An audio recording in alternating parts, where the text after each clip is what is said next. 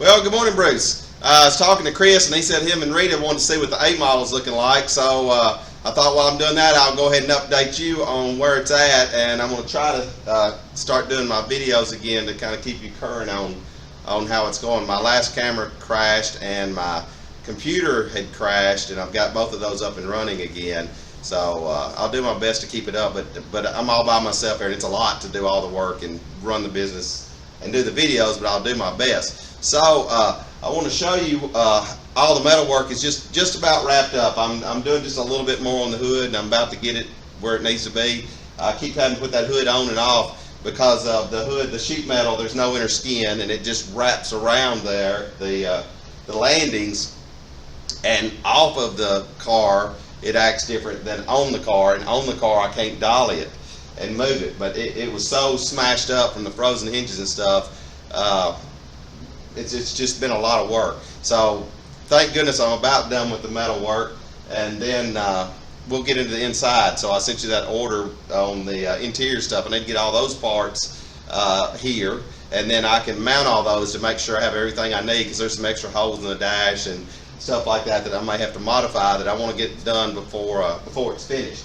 So let me give you a little walk around of how it looks now, and I'm going to show you, kind of pinpoint out all the amount of work I've had to do on this metal.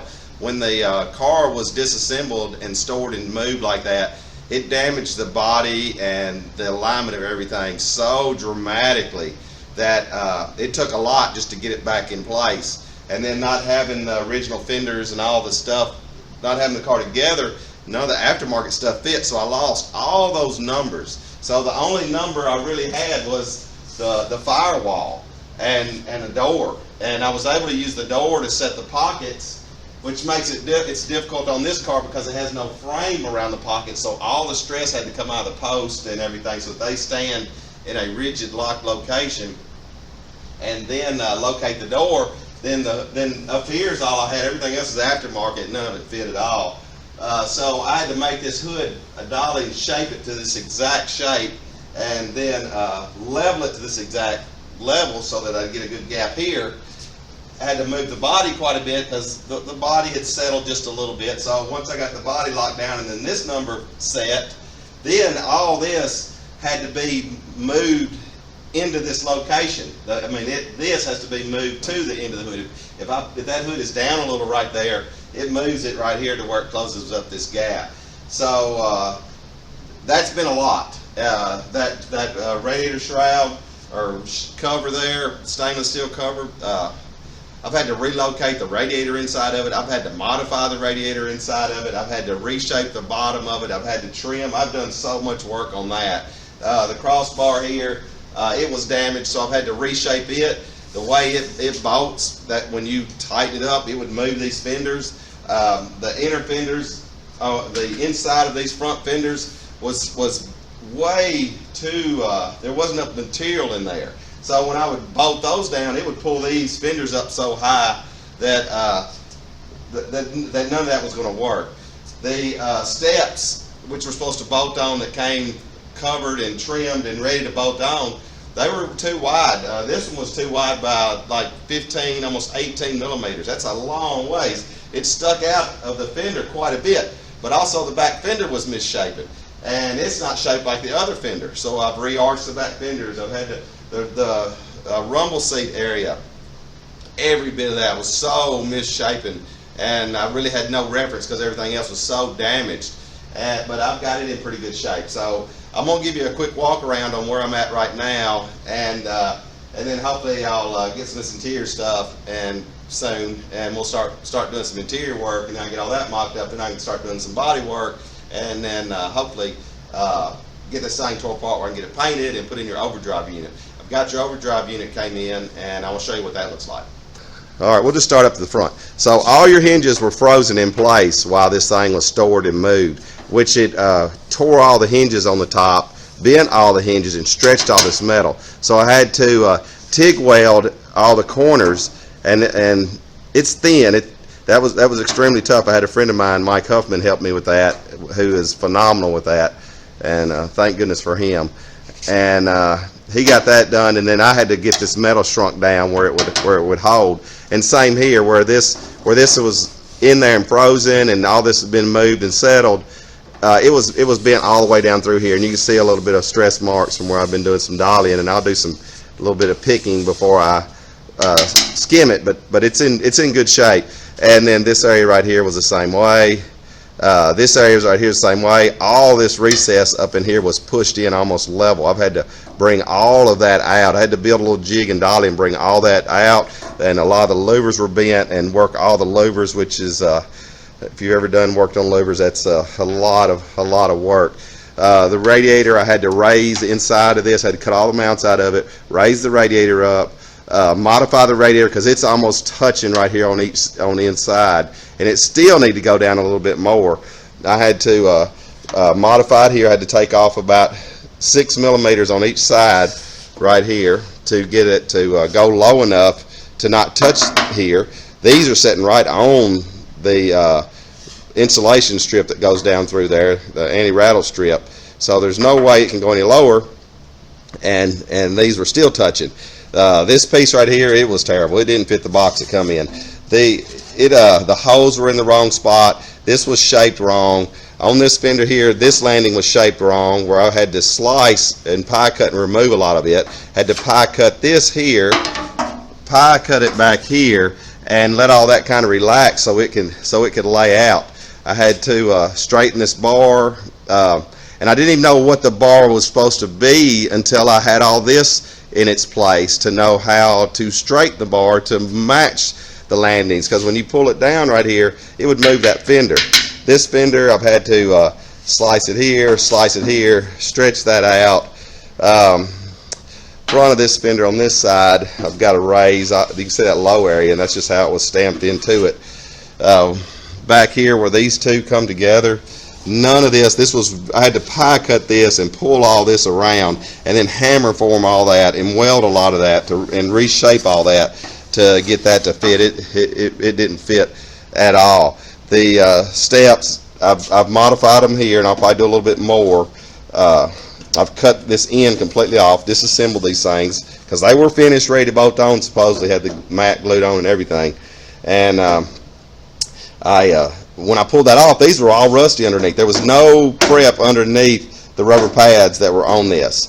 The bottom of this splash was gone, and I had to cut and fabricate a new piece onto it. Still got a little work. You can see the fender where it comes down right there. It's quite a gap. It's not like that on the other side, so I need to work on that a little bit. I've reshaped these fenders, reshaped the outer landing, reshaped the inside of it.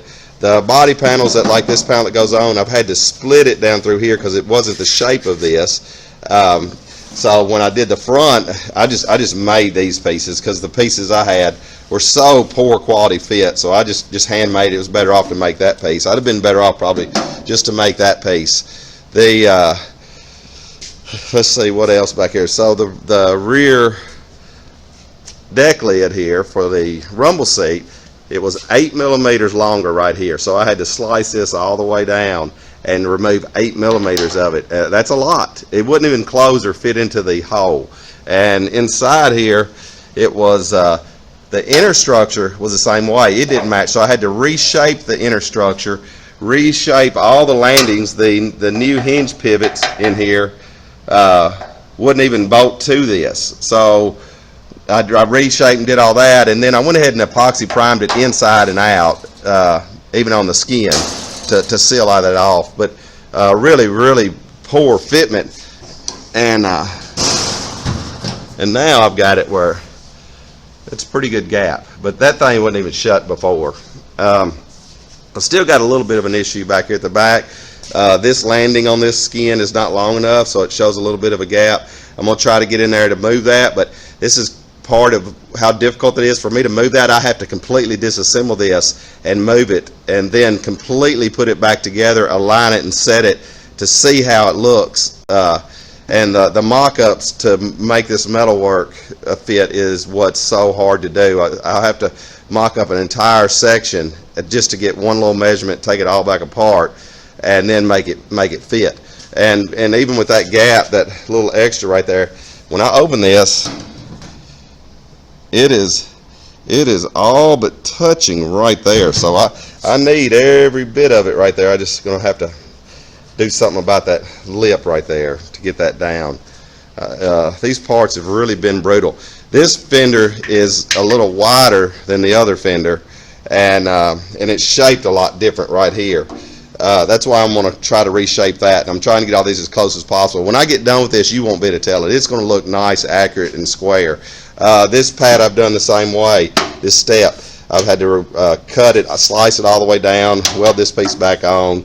The steps underneath it were on the car, I guess, for a while it was being stored. So those steps were destroyed. And the steps, the actual supports for these steps is what I'm talking about. They locate all this stuff. They have to be in exact location. So I had to mock all this up, cut those steps apart, the supports underneath here, and then index all that. That was a huge task. This post was hit right in here. This had a big smash in with a bunch of lead in it. It had all this post kicked in. Had to get all that stress out of it and get that freestanding again, because this wood will not hold any strength for that door pocket. So, and then a lot of these pieces were removed, all these little metal plates, and stored, and a lot of those were bent. Well, they have to be mapped. The face of them has to match the wood. They just are screwed into the wood, and they won't pull up to the wood. So you have to dolly them and shape them the shape of the wood to get those in place. This being disassembled, and then the damage it got from being disassembled was just unbelievable. But it's finally coming around, and I'm glad to be about over it. This side was the same way. This was all bent out right here. This was all smashed in here. This was all smashed in here, and just all the dolly work off and on and off and on. Because if it's a little different out here, when you pull this down, it changes that number, and it's got to be an exact number right there. So it's been so much metal work. The mock-ups are just huge. Just like right now with what I'm doing right here, I had to pull this hood off, pull the pins out, make adjustments, and then put it all back together, strap it down, see how it fits, and there's really nothing else I can do. Over here on the table is your overdrive unit. It just come in, and excited about doing this. I'd much rather do this kind of work than doing the metal work. The metal work just drags on and on and on. It's very difficult, but this is a fine piece. Synchronized little transmission, looks beautiful inside there. Overdrive unit, we'll have the extra shifter in there to shift that overdrive. So that will be sweet. Over here on the table, I've made copies of all your repair orders, and I want to send those to you of where we're at and how all that's going. And then that's our parts list for our interior stuff, and then all my interior stuff I've laid out in here, and I want to start mocking all this stuff up, but I need a couple more gauges. This is an original cluster. That's a new one, that the bezel for it, and just need a couple more gauges. And then here's some more stuff. These pieces right here, I've got a lot in these. They didn't fit at all, and they have to go on and house that trim right here in this area right here, and this area didn't fit whatsoever. So when I first put them up there, they seemed close, but when I tightened them up, they put a little damage on the piece of trim I just had prepped. So I'm gonna have to run that back down there and have it fit.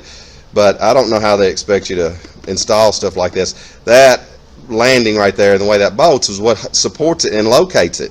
And the way they have it, it's not located whatsoever. So yeah, that's what I've got on the car right now.